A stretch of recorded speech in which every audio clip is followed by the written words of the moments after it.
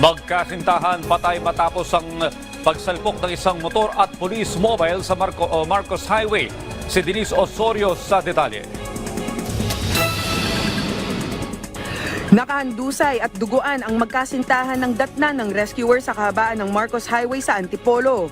Sakay ang dalawa ng motorsiklo na nakipagsalpukan sa isang police mobile kahapon ng alas 2 ng hapon. Wasak ang motor habang nayupi ang gilid ng sasakyan ng pulis. Ayon sa Antipolo Police, nawala ng kontrol ang mobil habang nagpapatrolya.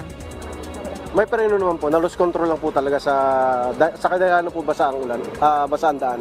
Dagdag pa ng mga otoridad, karaniwang mabilis ang takbo ng mga sasakyan sa naturang lugar. Ayon naman sa first responders, nakahilata na sa daan ang magkasintahang magkaangkas. Wala na rin silang pulso nang dumating sila sa pinangyarihan ng aksidente.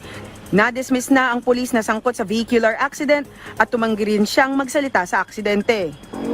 Pinaliwanag naman natin sa kanya yung kanyang mga karapatan hinggil sa pangyayari at agad nating dinisarmahan.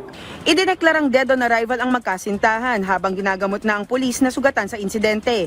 Nasa kustodiya ng Antipolo City Police Station ang pulis na driver ng mobil. Naharap siya sa kasong reckless imprudence resulting to multiple homicide and damage to property. Denise Osorio para sa Pambansang TV sa Bagong Pilipinas.